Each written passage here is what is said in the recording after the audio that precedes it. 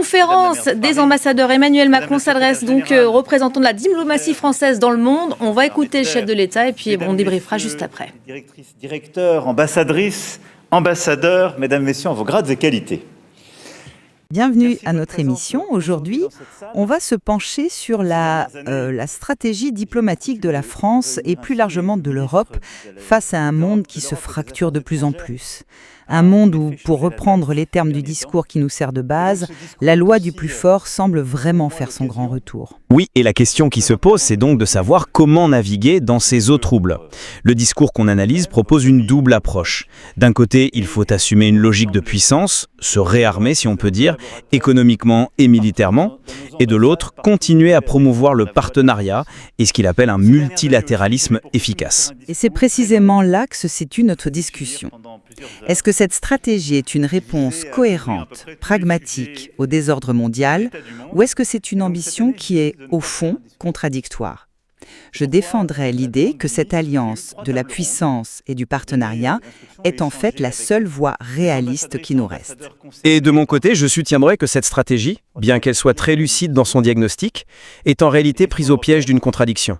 Une contradiction qui risque, à mon avis, de la paralyser et de la rendre inefficace sur le long terme. Pour ma part, je vois cette stratégie comme une réponse directe et surtout nécessaire à un monde qui est devenu plus brutal. Il faut être clair.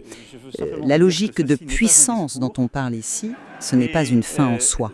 Ce n'est pas un retour à une politique agressive. Non, c'est la condition préalable pour que l'Europe puisse simplement défendre ses intérêts et à partir de là, promouvoir un ordre international qui soit fondé sur des règles. C'est une approche qui refuse à la fois d'être un vassal, que ce soit des États-Unis ou de la Chine, et d'être un acteur impuissant, un simple spectateur de l'histoire. Sans une autonomie stratégique, qu'elle soit militaire, on le voit bien avec l'Europe de la défense et le soutien à l'Ukraine, ou économique, avec des outils pour se protéger, l'Europe n'est tout simplement pas crédible. Ce renforcement, c'est ce qui permet de bâtir des partenariats d'égal à égal, que ce soit en Afrique ou dans l'Indo-Pacifique. L'idée, ce n'est pas de choisir entre la force et la coopération. C'est d'utiliser la première pour que la seconde soit possible et surtout pertinente. Je vois les choses d'une manière assez différente. Le diagnostic posé est, je le reconnais, d'une lucidité implacable. Retour de la guerre, agressivité commerciale chinoise, unilatéralisme américain. Bon, le problème, c'est que le remède qu'on propose me semble en contradiction totale avec ce diagnostic. On prétend vouloir utiliser les outils de la coopération pour résoudre un problème qu'on décrit nous-mêmes comme relevant de la pure confrontation. Le texte dénonce un monde où les grands acteurs ignorent ou instrumentalisent les règles. Mais en réponse, que fait-on ? On adopte nous-mêmes une logique de puissance, avec des tarifs, des subventions, une préférence européenne. On risque donc de jeter de l'huile sur le feu, d'accélérer les guerres commerciales et de détruire le peu de confiance qui reste. Confiance qui est pourtant indispensable à toute coopération. Comment peut-on sérieusement espérer réengager la Chine ou les États-Unis sur le climat, tout en érigeant des barrières commerciales contre eux ? Et cette ambition de servir de passerelle entre le G7 et les BRICS, ça me paraît utopique, surtout quand le discours lui-même souligne les tensions qui les opposent. La stratégie risque de nous placer dans une position impossible, trop conflictuelle pour être un médiateur, mais pas assez puissante pour être un pôle dominant. Vous parlez de contradiction, mais je pense que c'est une tension nécessaire. La finalité de cette puissance n'est pas impériale, elle n'est pas agressive. Le discours parle d'une puissance d'équilibre. L'idée, c'est de se réarmer, oui, mais pour justement pouvoir refuser cette loi du plus fort et forcer la négociation de règles plus justes. Prenez l'exemple de la coalition pour l'Ukraine. C'est une démonstration, je trouve, spectaculaire.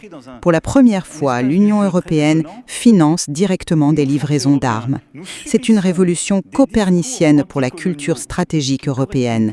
C'est bien la preuve que l'Europe peut agir de manière autonome pour défendre ses intérêts vitaux de sécurité, sans attendre systématiquement le feu vert de Washington. Agir ? Oui, mais agir en réaction. C'est là toute la différence. Cette puissance que vous décrivez, elle est fondamentalement défensive, réactive. Elle ne façonne pas les événements, elle les subit. Le discours cite un chiffre qui est absolument terrible. L'Allemagne a perdu 50 000 emplois industriels en une seule année. en grande partie à cause de la surproduction chinoise et des prix de l'énergie. Les mesures de protection européennes, comme les enquêtes sur les véhicules électriques chinois, sont une réponse à un dommage qui a déjà eu lieu. On ferme la porte de la grange alors que les chevaux sont déjà sortis. Mais c'est précisément ça, le réalisme. On ne vit pas dans un monde idéal où l'on pourrait façonner l'agenda à notre guise. Rétablir un minimum d'équité face à une concurrence qui est faussée, ce n'est pas une escalade, c'est une question de survie économique et politique. Et si on ne le fait pas, alors on accepte l'impuissance. Mais quelle est l'efficacité réelle de ces mesures face aux problèmes de fond?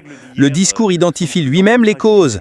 Les déficits américains qui aspirent l'épargne mondiale, la surproduction chinoise qui inonde les marchés, nos outils de défense traitent les symptômes, mais est-ce qu'on a le moindre levier pour agir sur les causes profondes? J'ai l'impression qu'on met des rustines sur une chambre à air qui fuit de partout.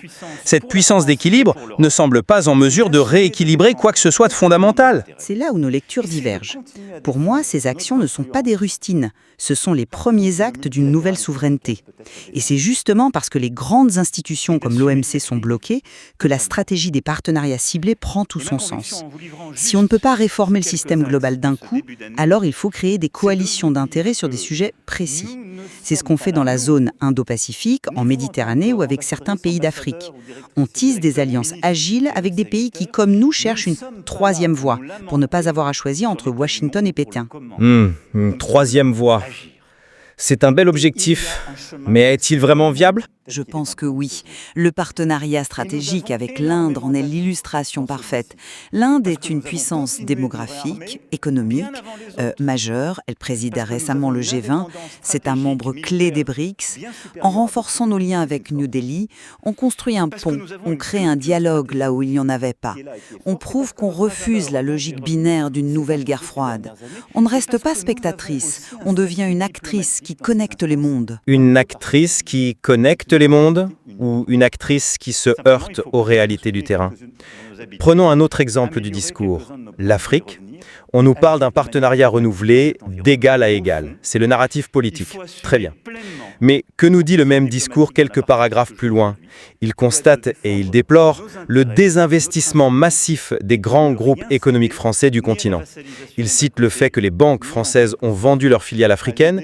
Comment peut-on prétendre bâtir une relation de confiance quand, dans le même temps, nos propres capitaines d'industrie quittent le navire?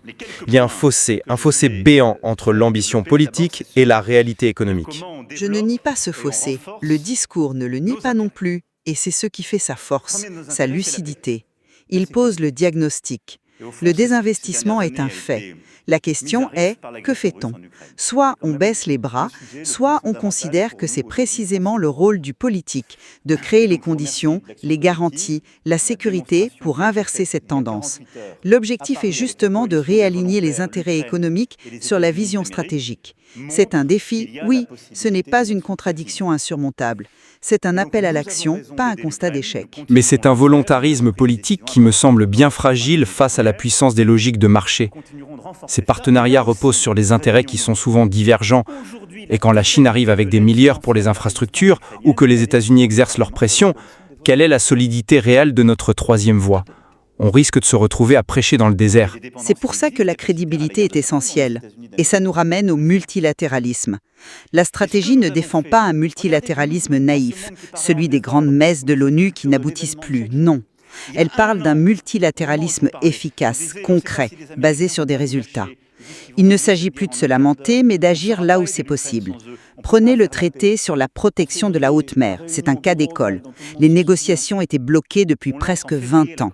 C'est en créant une coalition de haute ambition, menée par l'Union européenne, qu'on a réussi à contourner les blocages et à arracher un accord historique. Personne ne conteste ce succès, c'est une avancée majeure. Mais ce n'est pas qu'une avancée, c'est une méthode.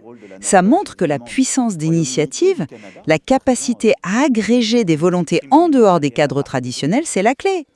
Même chose pour l'intelligence artificielle. En organisant des sommets, en posant les premiers jalons d'une régulation, l'Europe prend l'initiative et définit l'agenda mondial au lieu de le subir. C'est tout sauf du défaitisme. Alors, Là, je ne suis pas du tout d'accord avec cette interprétation. Ces succès, aussi réels soient-ils, sont sectoriels. Ils sont l'arbre qui cache la forêt d'un système multilatéral en plein effondrement. Le discours lui-même l'admet. Il parle de la crise des opérations de maintien de la paix, de la crise du financement du développement, de l'incapacité des institutions à empêcher la guerre en Europe.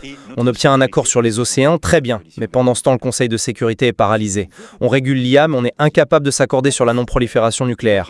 Mais il faut bien commencer quelque part. On ne va pas attendre que les conditions parfaites soient réunies pour agir. Ce n'est pas une question d'attendre, c'est une question de lucidité. Proposer de réformer la gouvernance mondiale au moment même où les principaux acteurs, États-Unis, Chine, Russie, la contournent ou la sabotent, ça me semble totalement déconnecté de cette loi du plus fort que le discours dénonce lui-même. C'est comme vouloir redécorer une pièce de la maison pendant que les fondations s'effondrent. On agit sur la marge, on polit les détails, mais on ne touche pas au problème central, le retour brutal de la politique de puissance. Ces succès sont peut-être des victoires tactiques, mais ils masquent une défaite stratégique. Je pense au contraire que cette vision, c'est la seule voie réaliste qui nous reste. Elle acte un fait simple. Aujourd'hui, le droit et la coopération doivent être soutenus par la capacité à se défendre et à peser. Développer une puissance autonome, ce n'est pas l'opposé de la recherche de partenariat, c'est ce qui la rend crédible. Sans cette crédibilité, nos appels à la coopération resteraient ce qu'ils ont trop souvent été, des vœux pieux. Le défi, et il est immense, est de transformer cette puissance retrouvée en une influence constructive. Et pour moi, le diagnostic du désordre mondial est juste, mais la stratégie, elle, reste prisonnière de sa contradiction initiale. Elle aspire à changer les règles du jeu vers plus de coopération, tout en étant contrainte de jouer selon les règles brutales de la puissance pour exister. Dans cette partie de poker menteur, l'Europe risque fort de ne parvenir ni à être une puissance dominante, ni à être l'architecte crédible d'un nouvel ordre coopératif. Elle risque d'être simplement prise entre deux feux. Ce discours a au moins le mérite de mettre en lumière le dilemme central de la diplomatie pour toute puissance qui n'est ni les États-Unis, ni la Chine. Comment exister et influencer le monde sans en adopter les pires travers? En effet. Et la question de savoir si l'affirmation de sa propre force peut réellement servir de fondation à un ordre coopératif, ou si au contraire, elle ne fait qu'accélérer une fragmentation du monde que plus personne ne semble pouvoir arrêter, eh bien cette question reste entièrement ouverte. C'est sans doute l'un des enjeux majeurs de notre époque.